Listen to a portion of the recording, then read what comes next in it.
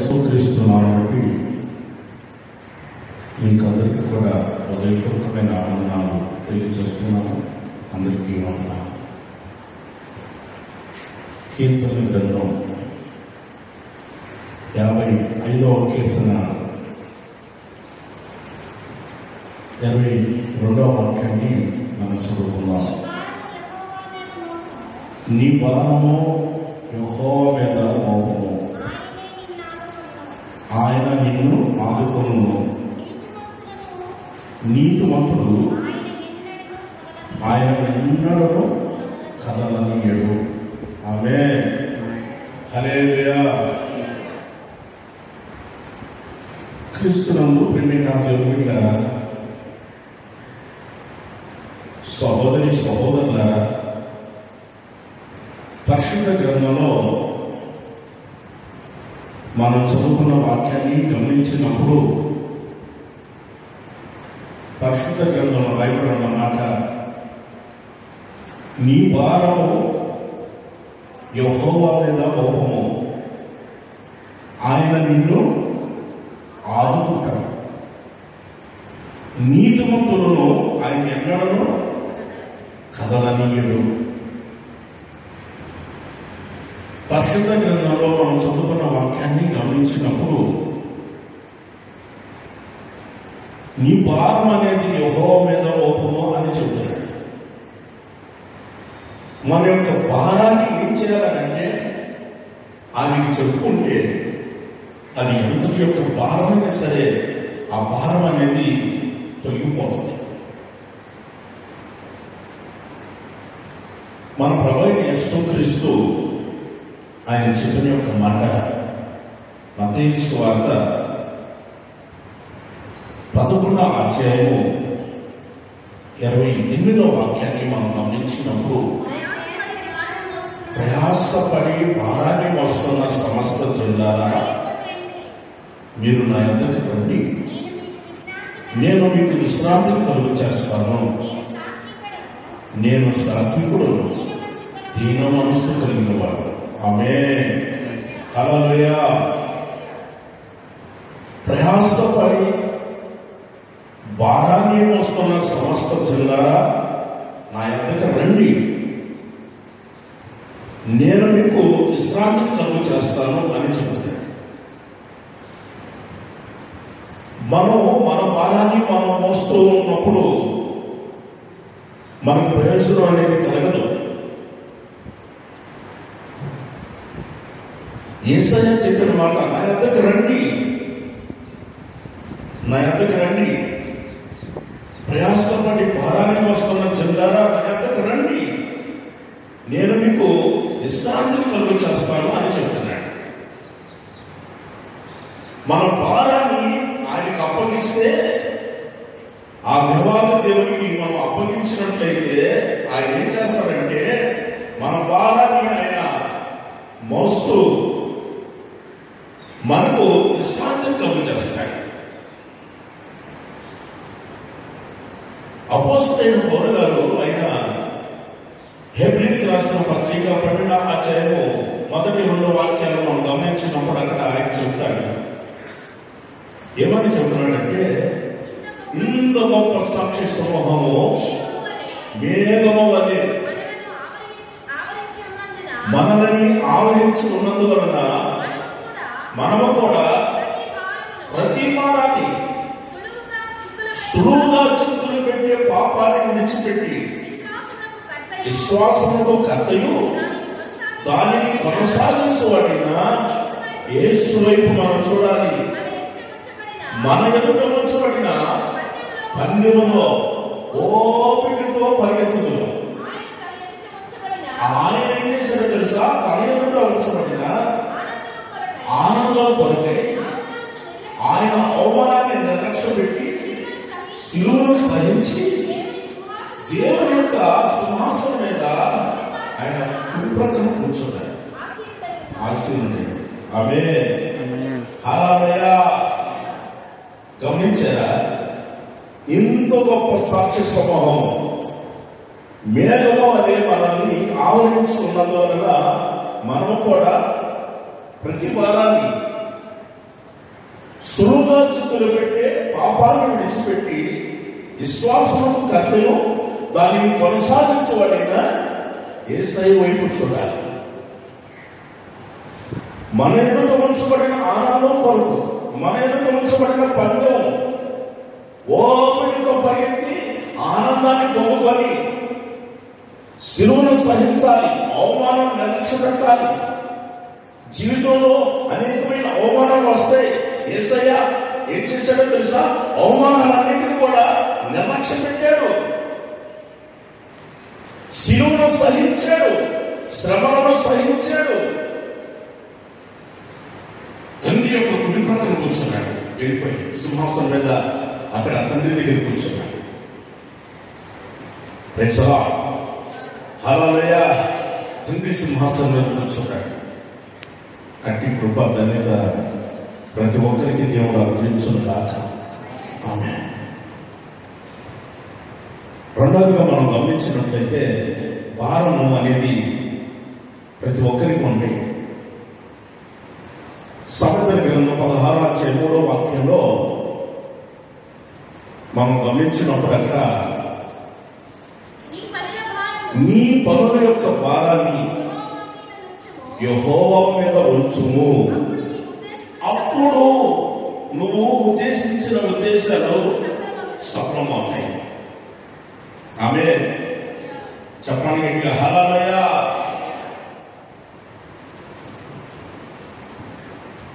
పరిశుద్ధ గ్రంథంలో మనం చదువుకున్న వాక్యాన్ని గమనించినప్పుడు మన యొక్క పనుల భారాన్ని ఏం చేయాలంటే ఆయన మీద ఉంచినప్పుడు మన యొక్క ఉద్దేశాలన్నీ కూడా, మనకి ఏ ఉద్దేశాలు అయితే ఉన్నాయో ఉద్దేశాలన్నీ కూడా దేవుడు సఫలం చేస్తాడు. మనం ఉద్దేశించిన ఉద్దేశాలన్నీ సఫలం అవ్వాలి. మన ఉద్దేశాలన్నీ అవి సఫలం అవ్వాలని ఇచ్చారంటే మన యొక్క పనుల భారం అంతా కూడా మనం ఆయనకి అప్పగించాలి. చూడండి, అందరూ వాళ్ళ పనులు చేసుకుంటున్నారు, వాళ్ళే కష్టపడుతున్నారు, వాళ్ళే చేసుకుంటున్నారు. వాళ్ళ పనుల భారం అది. పనులు లేని వాళ్ళు ఎవరున్నారు చెప్పండి? పనుల భారం లేని వాళ్ళు ఎవరేమన్నారా? ప్రతి ఒక్కరికి ఏదో పని ఉంది, ఏదో పని చేస్తానే ఉన్నారు. పనులు చేసుకుంటానే ఉన్నారు, పనులు చేసుకుంటానే ఉన్నారు. అన్నా చాలా కష్టంగా ఉన్నాను, చాలా ఇబ్బందిగా ఉన్నాను, చాలా నీరసంగా ఉన్నాను, పని చేసి నీరసంగా ఉన్నాను, తలనొప్పి అన్నా, నడునొప్పి అన్నా, కాళ్ళు తీపులు అన్నా, అరికాళ్ళు మనుషులు అన్నా అంటే వాడు చూసుకుంటానే ఉండి అవన్నింటికి నేను ప్రార్థన చేయాలి. నాకు ఫోన్ చేస్తారు, ఆ సమస్యలు ప్రార్థన చేయాలి. ఆ పనుల భారాన్ని దేవుడికి అప్పగించి 7వ దినమున విశ్రాంతి దినమున దేవుడి సన్నిధిలో ఉంటే మనం మన యొక్క పనుల భారాన్ని ఆయనకు అప్పగిస్తే ఆయన ఏం చేస్తాడు? మనం ఉద్దేశించిన ఉద్దేశాలన్నీ ఆయన సఫలం చేస్తాడు. అలా మేము అనుకునే జరగట్లేదన్నా, మేము అనుకునే జరగట్లేదు. ఎందుకని జరగట్లేదన్నా? మేము ఉద్దేశించిన ఉద్దేశాలు ఎందుకు సఫలం కావట్లేదు అని అంటున్నారు. వాక్యం చదువుకుంటే మనకి తీరిక అర్థమవుతుంది. నీ పనుల బలాన్ని దేవునికి అప్పగించాలి కదా, నువ్వు ఆయనకు అప్పగించాలి. ఆయన ఖచ్చితంగా కార్యం చేస్తాడు తప్పనిసరిగా. దేవునికి స్తోత్రం. గట్టిగా చెప్తాను హల్లెలూయా. ఒకసారి ఇలాగే నీ భారం యెహోవా మీద ఉంచు, ఆయన మోస్తాడు.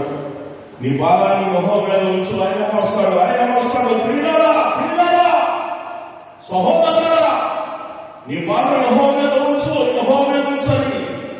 దైవసేవకుడు పెద్దగా దేవుని మందిరంలో నుండి వాక్యం చెబుతుంటే అలాగే వెళ్తా ఉన్నాడు. ఆయన బియ్యం కట్ట మోసంగా వెళ్తున్నాడు. చాలా బరువుగా ఉన్నది. నా బియ్యం కట్ట బరువు ఆయన మోస్తాడు, ఈ భారాన్ని ఆయన మోస్తానంటాడు. కాబట్టి దేవుని మీద మోపు, సహోదరుడా సహోదరి, నీ భారం ఆయన మీద మోపు, ఆయన మీద మోపు. ఎంతనే చేసుకోవడం చేసి దేవుని దేవుని మందిరంలో పెట్టేశాడు. ఆయన దేవుని మందిరంలో పెట్టేసి ఆయన ఇంటికి పాస్టర్ గారు ప్రార్థన చేశాడు. తండ్రి ఆయన ఎంత కాలానికి తండ్రి ఎంతో మీ ఇంకట తీసుకొచ్చావు తండ్రి, నీకు స్తోత్రం అయ్యా. ప్రజలందరూ వచ్చారయ్యా, వీళ్ళకి ఆహారం ఎలాగనుకుంటున్నావు తండ్రి. దేవా ఎంతగా నువ్వు తీసుకొచ్చినందుకు నీకు స్తోత్రం అయ్యా. దైవసేవకు ప్రార్థన చేసి వెంటనే పరిచయం చేసి వాళ్ళు పిలిచి వంట చేసేయన్నాను. వాళ్ళంటే నేను వంట చేసేసాను శుభ్రంగా. ఆయన ఇంటికెళ్ళాడు. భార్య అడుగుతుంది, ఏమండి ఏమండి ఏంటి మీవేయండి? వస్తున్నాయి. కొద్దిసేపు ఆయన మళ్ళీ వస్తున్నాయి.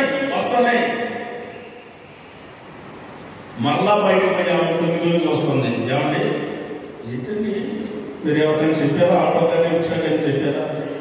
చెప్పానులే, చెప్పాను వస్తున్నాయి. ఆయన మోసుకొని వస్తాను. ఎవరైనా మోసుకొని వచ్చాను. వస్తున్నాయి.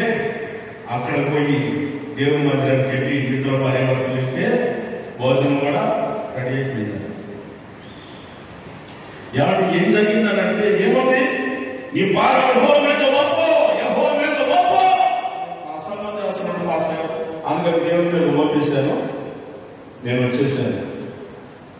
పాస్టర్ గారిని అడిగితే దేవుడు ఇచ్చాడమ్మా, ప్రార్థన చేశాను, అయిపోయింది. మీరు కూడా కాస్త కూర్చొని భోజనం చేయండమ్మా. వెంటనే వాళ్ళు భోజనం చేసుకొని తండ్రి ఏంటి ఇలా జరిగింది, ఇన్నింటి ఎలా చేశాడు అనుకుని వెళ్ళిపోయి వాళ్ళు చాలా విచారంగా ఉన్నారు. అయితే దేవుడు ఏం చేశాడు తెలుసా? 2 కట్టల బియ్యం 1 నిమిషాల్లో పంపించాడు. 2 కట్టల బియ్యం అండి, 2 కట్టల బియ్యం పంపించాడు. దేవుడు పంపించాడు. బిల్లు కూడా పంపించారు. బిల్లు 2 కట్టల బియ్యం దేవుడు వాళ్ళు పంపించాడు. 1 కట్ట పోయిందని బాధపడుతున్నారా? 2 కట్టల బియ్యం ఇస్తాడు దేవుడు. ప్రైజ్లా హల్లెలూయా. దేవుడు ఏమో పోయి 2 దేవుడు అధికంగా ఆశీర్వదించాడా లేదా? 2 అలాగే దేవుడు కార్యం చేస్తాడు. మన యొక్క పనుల భారాన్ని ఆయన మీద మోపినప్పుడు, ఆయనకు మనం ఇచ్చినప్పుడు ఆయన ఏం చేస్తాడంటే తప్పనిసరిగా 2 ఇస్తాడు మనకి. 1 కూడా అండి, మనం ఇచ్చేది 1 ఇస్తున్నాం. మనం 1 ఇస్తున్నాం, కానీ ఆయన మాత్రం 2 ఇస్తాడు. మనకి తిరిగి ఇచ్చినప్పుడు 2 ఇస్తాడు మనకి. ఎప్పుడైనా మీరు గమనించండి,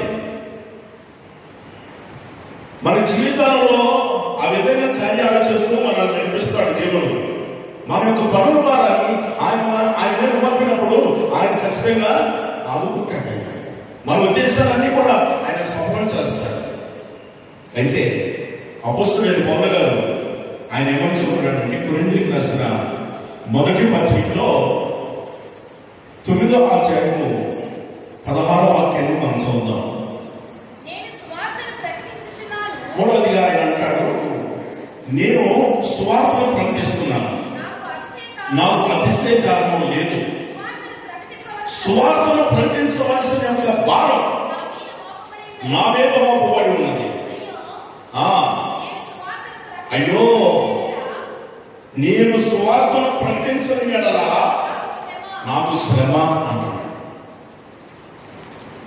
సువార్తను ప్రకటించవలసిన భారం నా మీద మోపబడి ఉన్నది.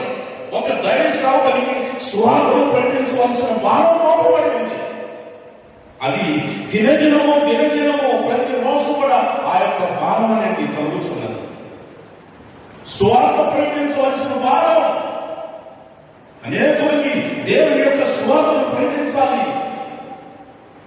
ఒక దైవ సేవకునికి భారం అన్నది, ఈ భారం. అయితే దశలోని సంఘానికి అయిన పత్రిక రాస్తున్నప్పుడు మొదటి పత్రికలో 2వ అధ్యాయము 3-4 వచనాలు మనం చదివినట్లయితే అక్కడ కొన్ని విషయాలు మనకు కనిపిస్తాయి. ఏదైనా మా బోధ కపటమైనది కాదు, అపవిత్రమైనది కాదు, మోసయుక్తమైనది కాదు, సువార్తను అప్పగించుటకు మేము యోగ్యులమని రక్షించబడిన వాళ్ళమై మనుషులను నేను సంతోషపెట్టిన వాళ్ళు కాదు, మన హృదయాలను పరీక్షించే దేవుని సంతోష పెట్టాలని ఈ సువార్తను బోధిస్తున్నాము. ఆమేన్ చెప్పాలి. హల్లెలూయా. మేము ఈ యొక్క సువార్తను బోధిస్తున్నాం. మేము యేసుక్రీస్తు గురించి అనేక చోట్ల మేము సువార్తను బోధిస్తున్నాం. మా బోధ కపటమైనది కాదు, మోసకరమైనది కాదు, అపవిత్రమైనది కాదు. సువార్తను ప్రకటించుటకు మీ యోగ్యులని దేవుడు ఎంచి మాకు అప్పగించాడు. దేవుడు యోగ్యులని ఎంచాడు. సువార్తను ప్రకటించడానికి యోగ్యులని ఎంచినప్పుడే ఆ యొక్క దైవసేవకునికి సువార్తను దేవుడు అప్పగిస్తాడు. ప్రియమైన దేవుని దేవుడు ఆ విధంగా సువార్తను ప్రకటించడానికి యోగ్యులుగా ఎంచినప్పుడే అప్పగించాడు. మేము మనుషులను సంతోషపెట్టుకోవడం కాదు, హృదయాలను పరీక్షించే దేవుడు ఉన్నాడే, ఆయన మేము సంతోషపెడతాం. హల్లెలూయా. ఆ దేవుని మనం సంతోషపెట్టాలి. బోధ అలాంటిది అపవిత్రమైనది కాదు, కపటమైనది కాదు, మోసకరమైనది కాదు. ఇది ఆది అపోస్తలుల యొక్క బోధ. చాలా పవిత్రమైనది, పరిశుద్ధమైనది, నిష్కలంకమైనది, చాలా శ్రేష్టమైన బోధ. ఇది అపోస్తలుల యొక్క బోధ. దేవుని దగ్గర నుంచి నేర్చుకున్న బోధ ఇది. దేవునికి స్తోత్రం. హల్లెలూయా. అందుకే అపోస్తలుడైన పౌలు గారు అంటాడు, కొరింథీయులకు రాసిన మొదటి 2వ పత్రికలో చెప్తాడు అన్నమాట.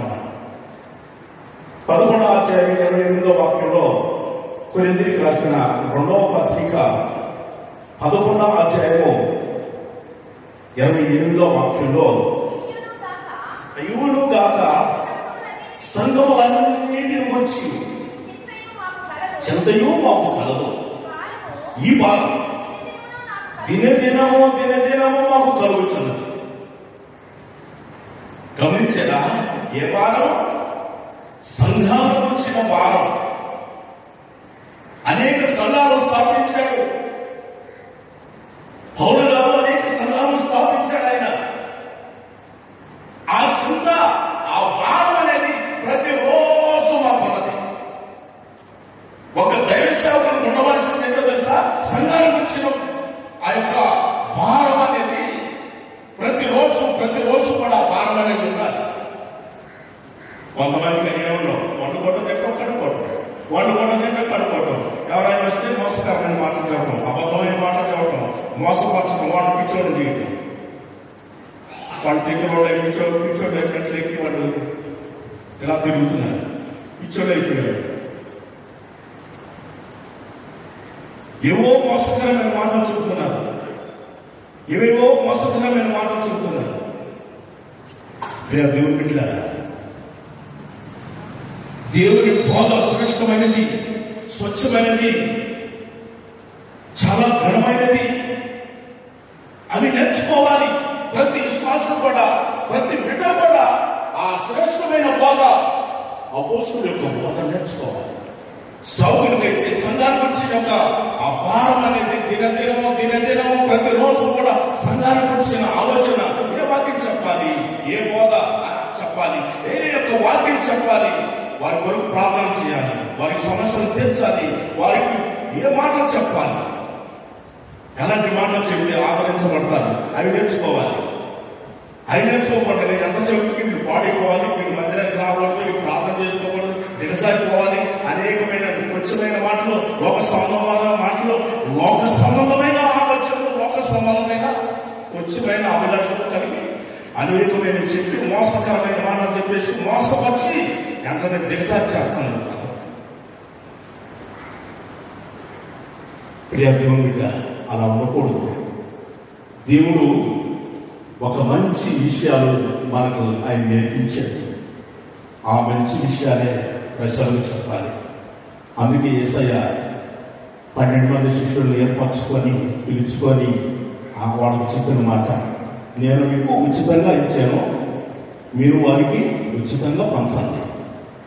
వెళ్ళండి, గ్రామాలకు వెళ్ళండి, రాష్ట్రాలకు వెళ్ళండి, దేశాలకు వెళ్ళండి. నేను ఉచితంగా మీకు ఇచ్చాను, మీరు ఉచితంగానే బోధ చేయండి. సర్వలోకానికి వెళ్ళండి. శిష్యులారా, మీరు సర్వలోకానికి వెళ్ళండి, సర్వ సృష్టికి మీరు స్వార్థం ప్రకటించండి. నమ్మి బాప్తిస్మం పొందిన వాడు రక్షించబడతాడు, నమ్మని వారికి శిక్ష విధించబడుతుంది అని యేసు ప్రభు ఆయన చెప్పారు. ప్రియ దేవుని బిడ్డలారా, వాక్య ప్రకారం నడిపించబడాలి. ఇక రెండవదిగా ఆయన చెప్పిన మాట మూలవాక్యంలో మనం గమనించినప్పుడు ఆయన ఏమని చెప్పాడంటే, నేను నిన్ను ఆదుకుంటాను అని చెప్పాడు. మన దేవుడు ఎవరంటే, మన మనాన్ని ఆయనకు అప్పగించినప్పుడు ఆయన మనల్ని ఆదుకుంటాడు.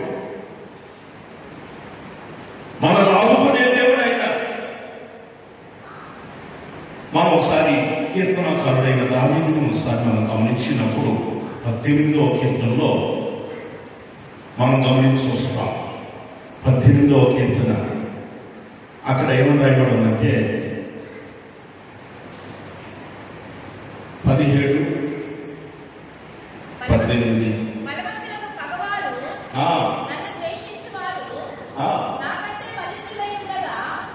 పగవాళ్ళు నాకంటే పరిస్థితులుగా ఉన్నారు, నేనే ఉంటే నాకంటే పరిస్థితులు ఉన్నారు. వారి వశం నుండి ఆయన నన్ను రక్షించును.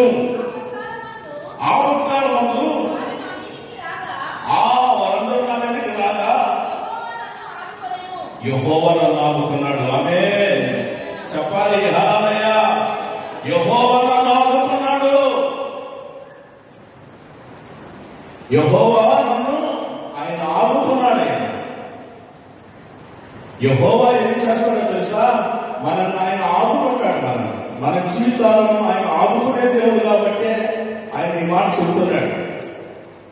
నేను నిన్ను ఆదుకుంటానని ఆయన చెబుతున్నాడు. మన దేవుడు ఆదుకునే దేవుడు.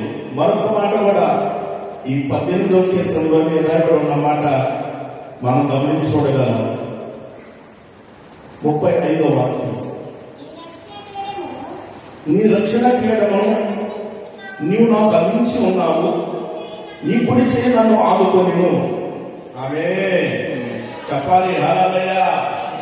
నీ కుడి చేయి ఏం చేస్తుంది? నన్ను ఆదుకున్నది అని అంటాడు. ఆ మాట యెషయా కూడా 43వ అధ్యాయంలో 9-10 వాక్యాల్లో రాయబడి ఉన్న మాటని మనం గమనించినప్పుడు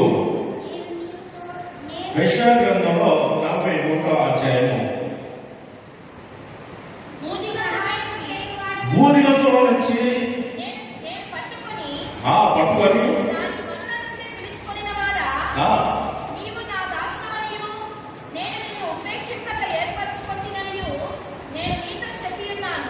నేను నీతో చెప్పి ఉన్నాను, నేను నీకు తోడై ఉన్నాను, భయపడకు, నేను నీకు దేవుడై ఉన్నాను, దిగులు పడకము, నేను నిన్ను బలపరుస్తును, నీకు సహాయం చేస్తాను, నీతి అనే నా దక్షిణాస్తంతో నిన్ను ఆదుకుంటాను. ఆమేన్ హల్లెలూయా.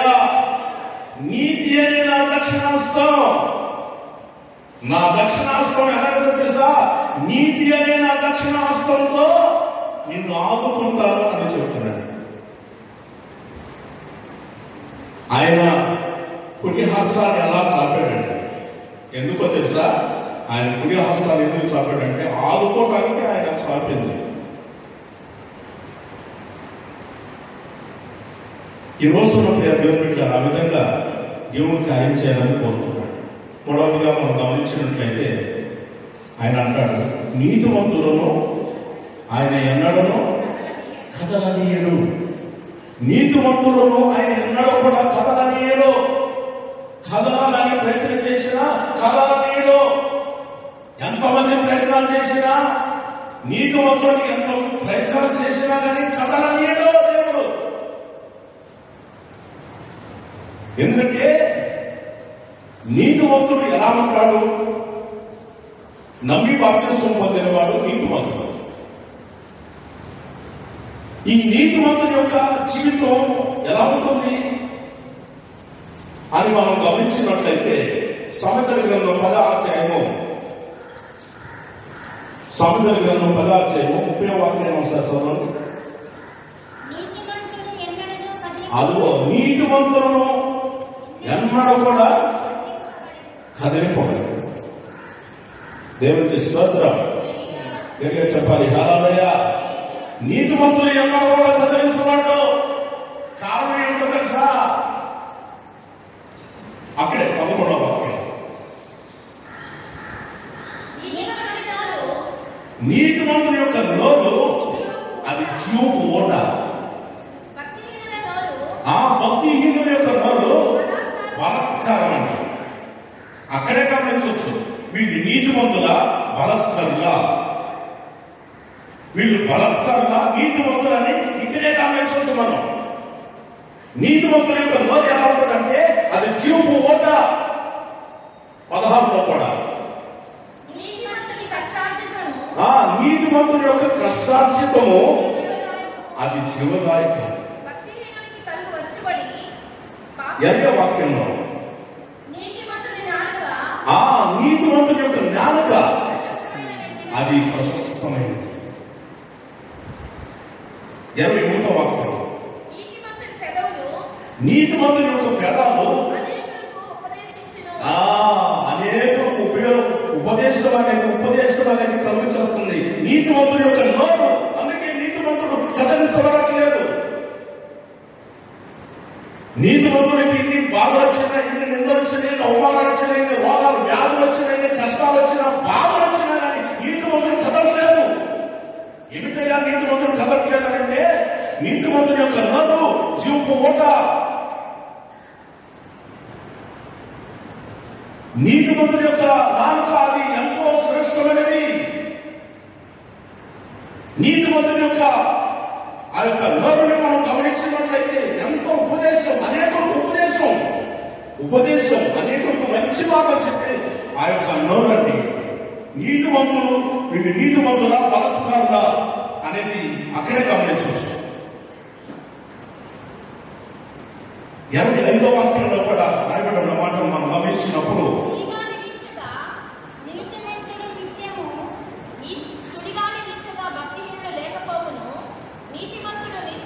నిత్యము నిలుచును. దేవునికి స్తోత్రం. హల్లెలూయా. నీతిమంతులు ఎలా ఉన్నారంటే నిత్యము నిలుచు కట్టడం వల్లే ఉన్నారు. నిత్యము నిలుచు కట్టడం వల్లే ఉన్నారు నీతిమంతులు. అందుకే కదలట్లేదు.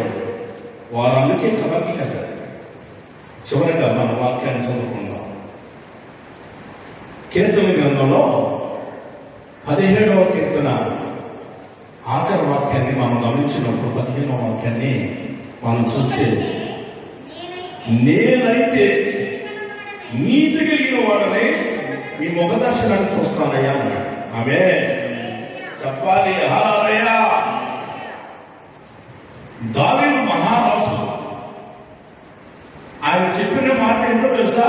నేనైతే ఒకసారి నాకు అనవసరం, ఎదురు పక్కింటి గురించి నాకు అనవసరం అండి. ఎవరి గురించి నాకెందుకు? ఎంతసేపటికి 4 ఏళ్ళు మనం చూపిస్తున్న సంగతి గుర్తుపట్టట్లేదు. 4 ఏళ్ళు మనం చూపిస్తున్నాయి. అవి ఎంతసేపు అయినా మనల్ని చూపిస్తున్నాయి. ఎదుగుమని మాత్రం ఒకే చూపిస్తున్నాం. 4 ఏళ్ళు చూపిస్తున్నాయి. మొదటి నీ సంగతి చూస్తాను. మొదటి నీ సంగతి చూస్తాను. 4 ఏళ్ళు మనం చూపిస్తున్నాయి. ఎదుటి వారికి ఒకే చూపిస్తున్నాం. ఆయన అంటాడు నేనైతే నీతి కలిగిన వాడిని దేవుని ముఖ దర్శనాన్ని చేస్తాను అంటున్నాడు. మనం నీతి కలిగిన వాడమైతే దేవుని ముఖ దర్శనం చేయగలం. భూమి మీద జీవిస్తున్నంతకాలం రావటం తెలుసా? ఆ 16వ కీర్తనలో 8వ వాక్యం ఆయన చెప్తాడు. సదాకాలము నేను యెహోవా యందు నా గురిపెట్టుకున్నాను. ఆయన నా కుడి ప్రక్కన ఉన్నాడు కనుక నేను కదల్చబడను అన్నాడు. ఎందుకని? దేవుడు ఎందుకు కుడి ప్రక్కన కూర్చున్నాడు? ఎందుకు ఆయన కుడి ప్రక్కన ఉన్నాడు? ఎందుకు ఈయన కదలలేదు? దావీదు మహారాజు ఎందుకు కదలట్లేదంటే దేవుడు కుడి ప్రక్కన ఉన్నాడు కనుక, దేవుడు కుడి ప్రక్కన ఉన్నాడు కనుక ఈయన కదల్చబడట్లేదు. ఎందుకు? ఆయన ఎంతటి పరిస్థితి దేవుడు ఎందుకు ప్రక్కకు వచ్చాడనంటే నీతి కలిగిన వాడై ఉన్నాడు కనుక. దేవుడికి స్తోత్రం. అట్టి కృపా ధన్యత ప్రతి ఒక్కరికి ప్రభావం అనుభవించును గాక. ఈ వాక్య దేవుడు అందరి హృదయాలలో ఫలింపచేయును గాక. ఆమేన్. తలను వచ్చి ప్రార్థన చేసుకుందాం. మహాపరిశుద్ధులైన మా తండ్రి, మీ నామానికి స్తోత్రాలు చెల్లిస్తున్నాం ప్రభువా. గడిచిన కాలమంతా నీ కృపా క్షేమాలు మాతో ఉంచి, సజీవుల సంఖ్యలో ఉంచి మీ నామాన్ని స్తుతించడానికి, మీ నామాన్ని కనపరచడానికి మా అందరికీ ఇచ్చిన ఈ భాగ్యాన్ని బట్టి నాకు స్తోత్రాలు చెల్లిస్తున్నాం. నీ సన్నిధికి వచ్చిన బిడ్డలందరూ కూడా ప్రభువా, నాతో నీ పునరుత్థాన దినముతో, నీ పునరుత్థాన శక్తితో బలంతో నింపి నీ దాసుని మీరు బరువు మరుగుపరుచుకొని జీవం కలిగిన నీ వాక్కులు తండ్రి మీరు అందించినందుకు నీ స్తోత్రాలు ప్రభువా. నా తండ్రి, చివరి దినాలు, గడవల దినాలు తండ్రి, భయంకరమైనటువంటి చెడ్డ దినాలలో ఉంటున్న మాకు ప్రభువా, నా తండ్రి వాక్యం ద్వారా ఒక గొప్ప ఆదరణ తండ్రి, ఒక గొప్ప సంతోషానికి బలాన్ని మీరు అనుగ్రహిస్తున్నది మీ స్తోత్రాలు ప్రభువా. నా తండ్రి, నీ పనుల భాగం యెహోవా మీద మోపము, మరి తండ్రి నీతి మందులన్నింటినీ కూడా కలవనివ్వడని తండ్రి నీ వాక్యం సెలవిస్తాము ప్రభువా. నా తండ్రి, మా విశ్రాంతిని కలుగజేసే దేవుడు, మా ఉద్దేశములన్నీ కూడా సఫలపరిచే దేవుడు, మా భావములన్నీ మీరు మోసే దేవుడు ప్రభువా. నా తండ్రి నాయన, మా యొక్క భారమంతా నీ యొక్క మీద మేము మోపియడుగా మా ఉద్దేశములన్నీ మీరు సఫలపరుస్తున్నది మేము స్తోత్రాలు చెల్లిస్తున్నాం తండ్రి. నా తండ్రి, వేరే భారాలు మాలో ఉండకూడదు ప్రభువా. ఆత్మల భారము కలిగి తండ్రి మీ సన్నిధిలో జీవించడానికి సహాయం చేయండి తండ్రి. దేవా, అన్ని విషయంలో ప్రభావ మీ ఆలోచన ఇచ్చి మమ్మల్ని నడిపించమని అడుగుతున్నాం. నీతి మంత్రులు అన్నడూ నీవు కదలనీయగలను తండ్రి. నీతి మంత్రులను ప్రభా వారి యొక్క నోటి జీవ పోగొట్టని వారు నిత్యము తండ్రి నిలిచే కట్టడం వంటి వారిలో ఉంటారని తండ్రి నీ లేఖను సెలవిస్తూ తండ్రి. నీ రక్తం చదవం విత్తబడి నీ వాక్యం ఒక్కొక్కరు మీరు ఫలభరితంగా చేయండి. వాక్యానుసారంగా నడుచుకోవడానికి మీరు సహాయం చేయండి. ఈ మాటల ద్వారా మీరు ఆదరించి బలపరిచేయడం ప్రభా. నా తండ్రి వాక్యం వారి హృదయంలో స్థిరపరిచి తండ్రి వాక్యమే వారి జీవితంలో కార్యచర్యలు కలుగు చేసి అంతం వరకు కదలని వారిగా స్థిరమైన వారిగా మీరు స్థిరపరిచి ప్రతి మానవుని బట్టి తండ్రి మీరు సఫలపరిచి మీ నామానికి సాక్షులుగా మీరు నిలుపుతున్నందుకు మీకు స్తోత్రాలు చెల్లిస్తూ యేసు నామములో అడిగి ప్రార్థిస్తున్నాము తండ్రి. ఆమేన్. మన ప్రభువైన యేసుక్రీస్తు వారి యొక్క కృప, తండ్రి అయిన దేవుని యొక్క ప్రేమ, పరిశుద్ధాత్మిక సహవాసము ఇప్పుడు ఎల్లప్పుడూ సదాకాలము మనకు ప్రభువునందు నడిపించబడుతున్న ప్రతి ఒక్కరిని కూడా భారాలు తెచ్చి దేవుడు ఆదుకొని కదలనీయకుండా అన్ని ప్రభు సిద్ధపరుచుండగాక. ఆమేన్. హల్లెలూయా, హల్లెలూయా, హల్లెలూయా. ప్రభువైన యేసుక్రీస్తు నామములో మీకు అందరికీ కూడా వందనాలు తెలియపరుస్తున్నాను.